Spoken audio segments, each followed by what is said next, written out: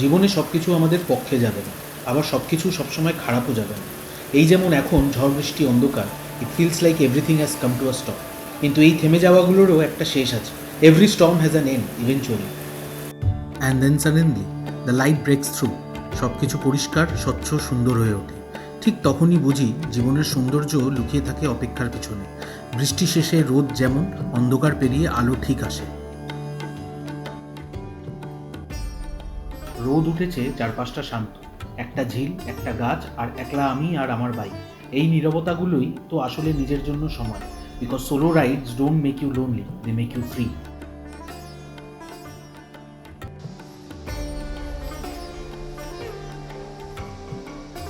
অনেক সময় নিচে নামতে নামতেই জীবন শেখায় কিভাবে এগোতে হয়।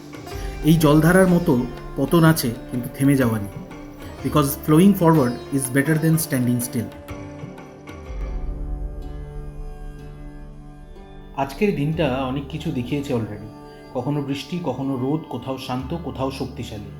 সবটাই একদিনেই দেখা গেল। এবার তবে চলা যাক, আজকের গল্পগুলো এবার দেখা যাক কাছ থেকে।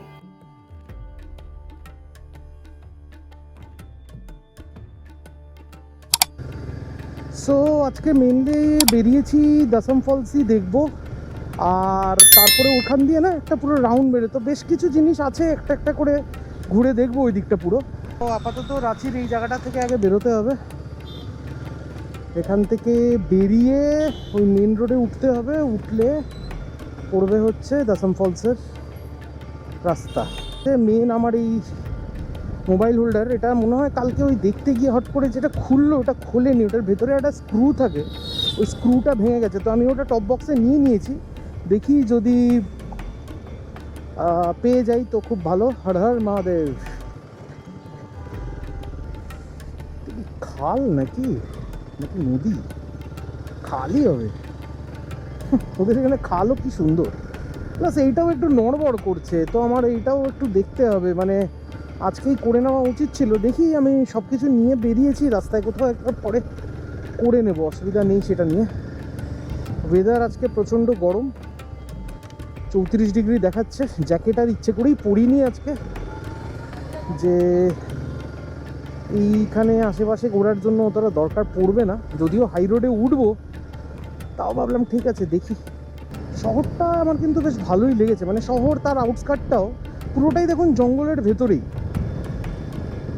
মানে এরকম গাছপালা প্লাস ফরেস্ট এরিয়াই বেশিরভাগই ডান দিক বা দিক। কেন দাসাম সাইড যেটা যাচ্ছি ওটা ফরেস্ট এরিয়াই, আর আরও কয়েকটা লোকেশন দেখেছি ওইগুলো মনে হচ্ছে ফরেস্টের ভেতর দিয়ে দিয়ে যাওয়া। সুজুকির শোরুম, কিন্তু আমি রয়্যাল এনফিল্ড কিংবা হন্ডা, মানে রয়্যাল এনফিল্ডেরই একটা দেখলাম না। হন্ডা দেখলাম, আর এই সুজুকি একটা দেখলাম, একটা মনে হয় ইয়ামাহাও দেখলাম। রাঁচিতে কি সেরকম কোনো আউটলেট নেই নাকি রয়্যাল এনফিল্ডের? কে জানে, বাইক তো দেখলাম, কোন দিকে আছে কে জানে, আমি হয়তো যাইনি ওদিকে। হিমালয়ান এখন অবধি একটাও দেখিনি। নর্মাল ক্লাসিক আর হান্টারই এই এরিয়াতে পুরোটাতে, এই পুরো রাস্তাতেই আমি তাই দেখলাম। একটা মাত্র আমি হয়তো জিটি দেখেছি, তাও এই রাঁচির ভেতরে না, আমার মনে হয় বাইরেই দেখেছিলাম একটা। তো 27 কিলোমিটার দেখাচ্ছে এখান থেকে, দূর আছে মোটামুটি। 35 কিলোমিটার তো আমার এরিয়া থেকেই ছিল। সো ঠিক আছে, অসুবিধা নেই। ওখান থেকে তারপরে আরেকটু ঘুরবো, ঘুরে অন্য 2-3টে আরও জায়গায় একটু যাব, ঘুরে তারপরে একবারে আবার ঢুকবো। আর সত্যি ওদের এখানে ফরেস্ট এরিয়া খুব সুন্দর। হচ্ছে এই যে দশম জলপ্রপাত, দশম ওয়াটারফল, 10 কিলোমিটার। কিছু দূর আসার পর রাস্তাটা একেবারে ফাঁকা হয়ে গেল। চারপাশে শুধু গাছ, ঝোপ আর সবুজের ঢাকা একটা নিঃশব্দ পথ। কখনো দু একটা গাড়ি চোখে পড়ছে, হয়তো আমার মতোই কোনো ঘুরতে আসা মানুষ। এক একটা গ্রাম পেরোলাম, মাটি দিয়ে তৈরি ছোট ছোট ঘর, সব মিলিয়ে যেন শহর থেকে অনেক দূরে। একটা একান্ত পথ, একান্ত অনুভব। চলতে চলতে একটা ব্যারিকেড পড়লো সামনে। সেখানেই টিকিট কাটতে হলো, 20 টাকার পার্কিং আর এন্ট্রি ফি। সব প্রক্রিয়া সেরে বাইকটা পার্ক করে ফেললাম। এবার ক্যামেরা, মাইক সব গ্যাজেট নিয়ে তৈরি, দাসাম ফলসের দিকে হাঁটা শুরু। সো বাইক পার্ক করলাম হচ্ছে এখানে, ছায়া আছে এখানটায়।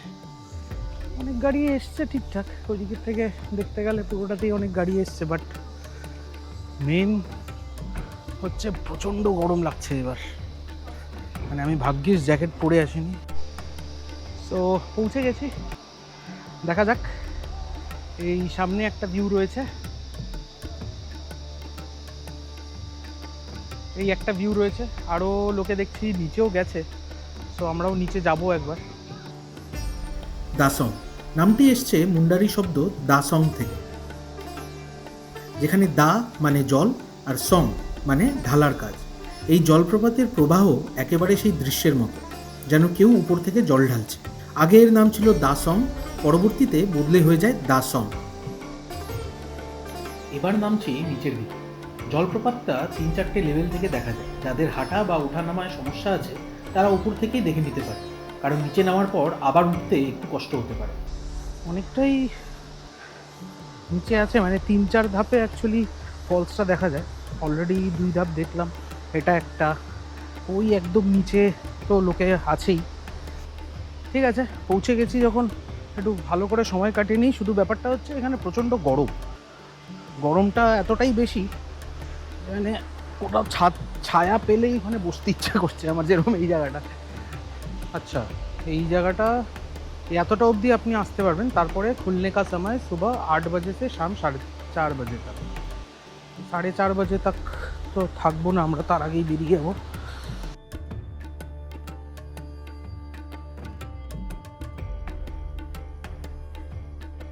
প্রায় 44 মিটার উচ্চতা থেকে জল পড়ে নিচে, আর চারপাশে সেই জল পড়ার শব্দ প্রতিধ্বনি তোলে।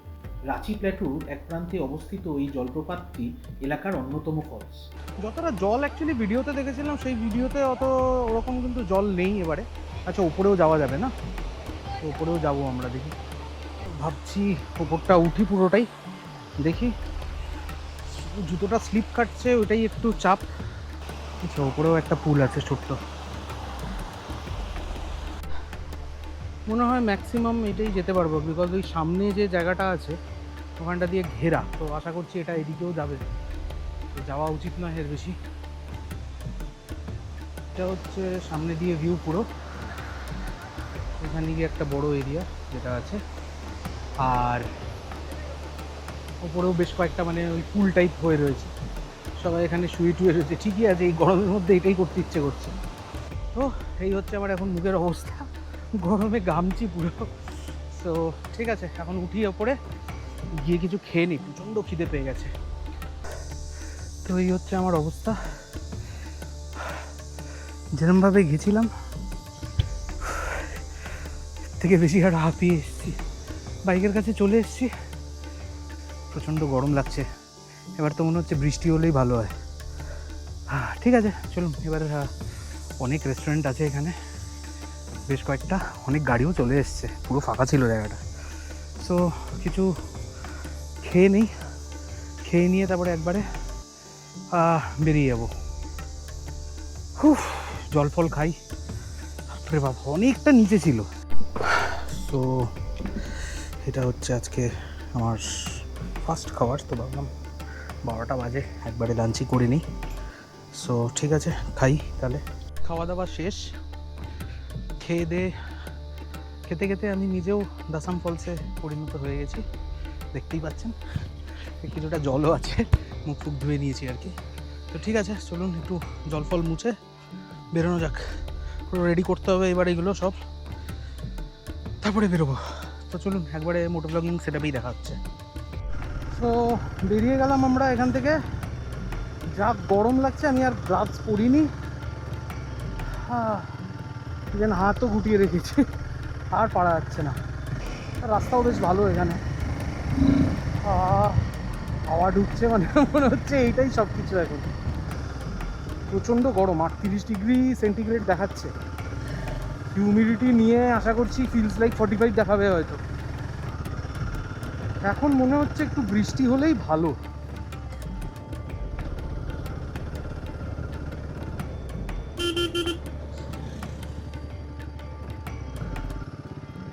কানে ফোন নিয়ে কি অবস্থা টার্নিংয়ে, সত্যি মানে কিছু লোক থাকে। আর একটু হাওয়া খাওয়ার জন্য হয়তো হার্ডলি আমি কত 40-এ যাচ্ছি, ফাঁকা রাস্তা, 40 থেকে 50-এ ছিলাম, কি অবস্থা মাইরি, এই একটা জিনিস হয়ে গেল বাস, দরকার নেই আমার হাওয়ার বাবা, আসতেই যাই। হালকা মেঘও করেছে এখন, একটু ঠান্ডা হলে ভালোই হয়, বাজে হয় না। হেলমেট হাতে, টুনিতে হেলমেট বেটার। এই যে রামপুর, রামপুর ড্যামেই যাব, 10 কিলোমিটারে হচ্ছে রামপুর। ঠিক আছে, হুট করেই একদম মেঘলা হয়ে আসলো, জানি না এবার তো শুকিয়ে গেছে ঘাম, এখন আর বৃষ্টি চাই না, এবার মেঘলা হয়ে গেছে। এতক্ষণ ফলসের ওখানে চাইছিলাম যে একটু যদি রোদ্দুরের তাপটা একটু কম হতো, ওখানে আর হলো না। এখন বাইকে ঠান্ডা হয়ে গেছি, এখন রোদ চলে গেছে, এখন মনে হচ্ছে বৃষ্টি হয়ে যাবে, আবার নেমে করে রেনকোট পরো। রেনকোট পরবো, 5 সেকেন্ড যাবে, আবার দেখবেন রোদ্দুর উঠে গেছে। So welcome to Smith Rashid's life. বাস, বৃষ্টি পড়াও শুরু হয়ে গেল রে, সর্বনাশ। তো বৃষ্টি পড়া শুরু, আমি একটা জায়গায় দাঁড়িয়ে গেছি, কিছু করার নেই, একটা দোকান, এটা দোকানের ভেতরে আমি হাতে আমার এই রেনকোটের এটাও নিয়ে নিয়েছি। ভাবলাম একটু যদি কমে যায় আবার বেরিয়ে যাবো, রেনকোট বেকার পরবো না, আবার যা শুরু হয়েছে না থামলে আর কি এরমভাবেই বেরোতে হবে, কিছু করার নেই। ভাবছিস একদম জায়গা মতন মানে পেয়ে গেছি আর কি। তো ঠিক আছে, দাঁড়িয়ে থাকি, আর তো কিছু করার নেই।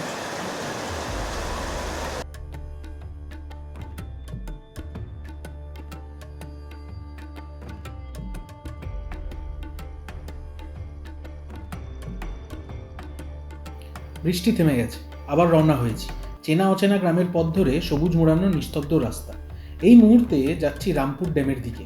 গুগল ম্যাপসে নাম দেখা গেলেও খুব একটা পরিচিত জায়গা নয়, তবুও চারপাশটা দারুণ সুন্দর। এটাও একটা কি সুন্দর ব্রাউন রঙের ভেড়া, নাকি নোংরায় এরকম হয়ে গেছে।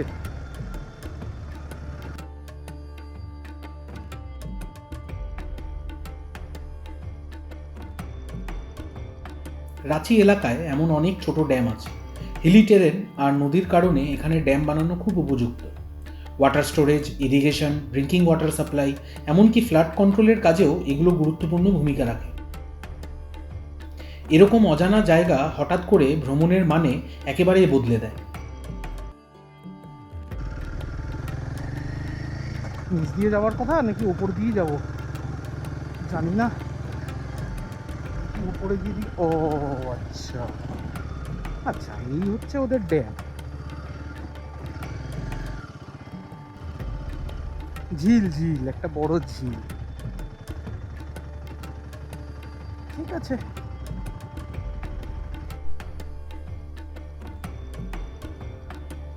পুরোটাই বেশ মানে একদম এক সাইডে হচ্ছে পুরো ক্ষেত,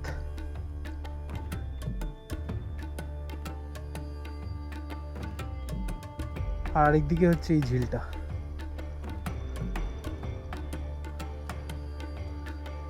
গ্রামের ভেতরে আর কি কিছুই না, একটা জাস্ট ঝিল, কেউ ইয়ে করে রেখে দিয়েছে। বাস সুন্দর জায়গাটা, বেশ ভালো, পিসফুল আর কি, কেউই নেই।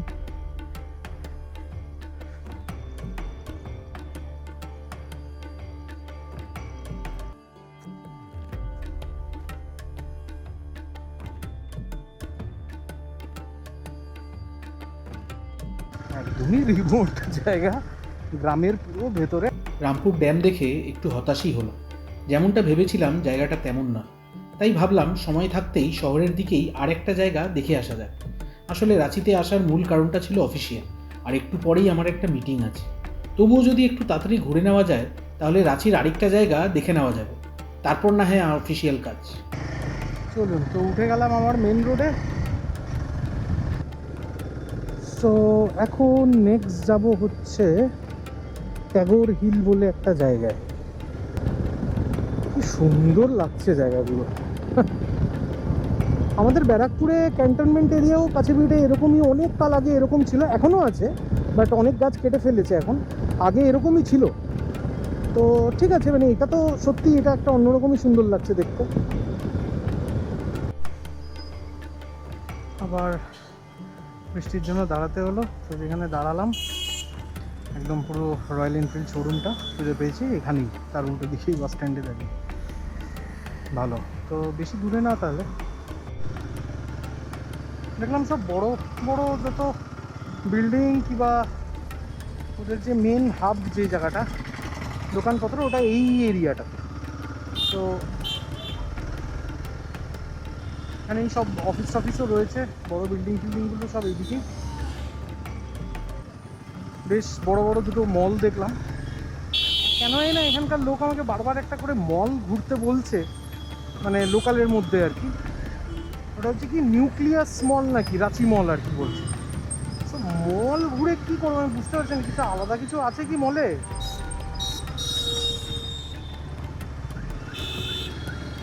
এখানে বেশ বড় বড় বিল্ডিং আছে যেগুলোতে আপনার মানে অফিস, মার্কেট প্লেস, এই যে বড় বড় শোরুমগুলো, এই যে এই মলটায় আসতে বলছিল নিউক্লিয়াস। কি করবো এই মলে এসে আমি? দু তিনজন লোক যাদেরকে আমি জিজ্ঞেস করলাম যে লোকালের মধ্যে কি দেখবো না দেখবো, সবাই আমাকে একবার করে বলছে অবশ্যই নিউক্লিয়াস মলটায় যেও।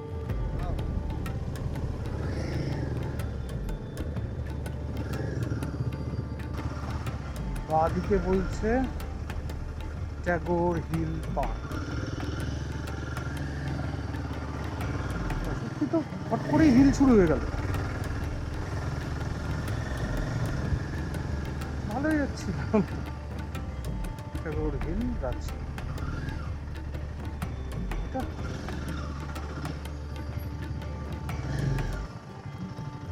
তো ঢুকে গেলাম হচ্ছে ট্যাগোর হিল পার্ক। অ্যাকচুয়ালি বাইরে পার্কিং আছে, পার্কিংও বাইক রেখে দিয়েছি। এবার দেখে নিই উপরে কি আছে।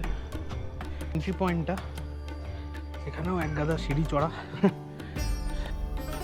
মোড়াবাদী হিল বর্তমানে পরিচিত ট্যাগোর হিল নামে অবস্থিত রাঁচি শহরের মোড়াবাদী এলাকায় প্রায় 300 ফুট উঁচু একটি টিলা।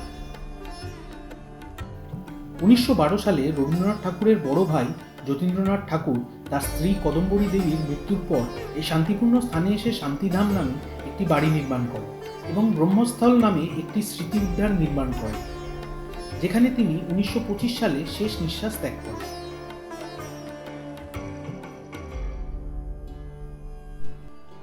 জাস্ট একটা পার্ক আর কি আছে, মানে এমন না যে সুন্দর না, সুন্দর।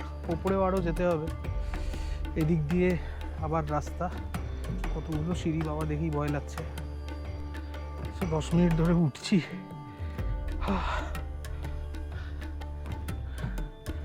ওঠার পরে হচ্ছে এই পুরো ভিউটা রাঁচি সিটির। উপরে আরও যাওয়া আছে। হিলের নিচে আছে রামকৃষ্ণ মিশন আশ্রম, আর তার পাশেই আছে দিব্যায়ন আর এগ্রিকালচারাল ভোকেশনাল ইনস্টিটিউট, যেটা একটি কৃষি বিজ্ঞান কেন্দ্র হিসেবে ICAR মাধ্যমে অ্যাপ্রুভ করা হয়েছে। উপর থেকে ভিউ কিন্তু ব্যাপক লাগছে, মানে যতটা কষ্ট হলো উঠতে আর কি, ওয়ার্থ ইট আর কি।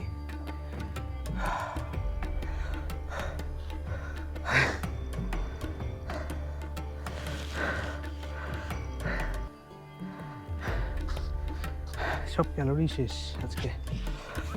নেক্সট ব্লগে আমাকে অনেকটাই রোগা লাগবে আশা করছি। ট্যাগোর হিল শুধু ঘোরার জায়গা নয়, এই জায়গায় সঙ্গে জড়িয়ে রয়েছে ইতিহাস, সাহিত্য আর এক ধরনের মানসিক শান্তি। শোনা যায় রবীন্দ্রনাথ ঠাকুর নিজেও এখানে এসেছিলেন, আর এখানকার পরিবেশ বসেই তিনি কিছু অসাধারণ লেখা তৈরি করেছিলেন। আজও এখানে 200-250টি সিঁড়ি পেরিয়ে উপরে উঠলে রাঁচি শহরের উপরে বিস্তৃত মনোরম দৃশ্য আর শান্তির অনুভূতি পাওয়া যায়। এখানে মেডিটেশন করা যায়, ঘুরে দেখা যায় ব্রহ্মস্থল, শান্তিধাম, দিব্যায়ন পরিবেশ এবং উপভোগ করা যায় প্রকৃতির মেলবন্ধন।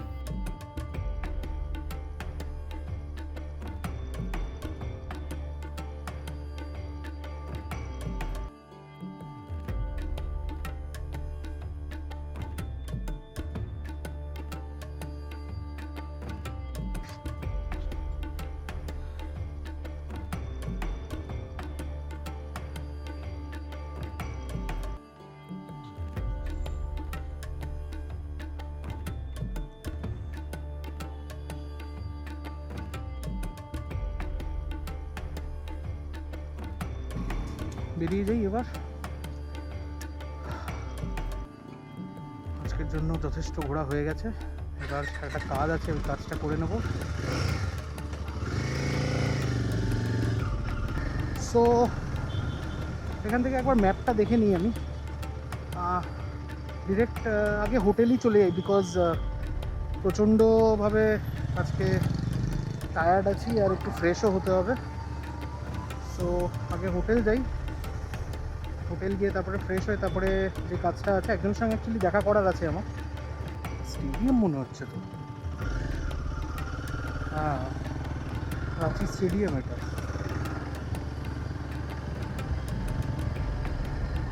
হ্যাঁ এই তো ফ্লাড লাইটসও আছে। বাহ, কি বড় গ্রাউন্ড। কখন যে দিনটা কেটে গেল বুঝতেই পারিনি। একটা সময়ের পর বুঝি জায়গা বড় হয়ে ওঠে না, এক্সপিরিয়েন্সটাই আসল হয়ে দাঁড়ায়। এই একলা রাইডটা দিল একটুখানি নিঃশ্বাস নেওয়ার মতো জায়গা, নিজের সঙ্গে চুপচাপ একটু কথা বলার সুযোগ। সব জায়গা পারফেক্ট ছিল না, বাট দ্যাটস ওকে। সব কিছুই একটা মুড তৈরি করে, কখনো একটু পিস, কখনো একটু পজ, আর কখনো একটু পারপাস। এই জার্নিগুলো আমার কাছে শুধু ব্লগ কন্টেন্ট নয়, these are memories I hold on. আর সেই মেমোরিগুলোই ভাগ করে নেই তোমাদের সঙ্গে এই ভিডিওর মাধ্যমে। তবে আজকের দিনটা শুধু ঘোরাঘুরির জন্য ছিল না, আমার রাঁচিতে আসার পেছনে একটা অফিসিয়াল কাজও ছিল। আর সেই মিটিংয়ের সময় হয়ে যাওয়ায় আজকের এই ছোট্ট সফর এখানেই শেষ করতে হচ্ছে। তোমরা যদি আমার আজকের এই ব্লগটা উপভোগ করে থাকো তাহলে একটা লাইক করবে, কমেন্টে জানাও কোন জায়গাটা সবচেয়ে ভালো লেগেছে, আর শেয়ার করো তোমার ট্রাভেল পাগল বন্ধুদের সঙ্গে। আর যদি এখনও সাবস্ক্রাইব না করে থাকো তাহলে আর দেরি করো না, কারণ এরকম আরও অনেক ট্রিপ, গল্প আর ভিউ আমি নিয়ে আসছি শুধুমাত্র তোমাদের জন্য। পরের ব্লগে আমি নিয়ে যাচ্ছি রাঁচি শহরের আরও কিছু স্পট, লোকাল জায়গা, কিছু হিডেন জেম, আর চেষ্টা করব একটু লোকাল খাবারও দেখাতে। তাই সঙ্গে থাকো, ভালো থেকো, সুস্থ থেকো, দেখা হবে পরের ভিডিও।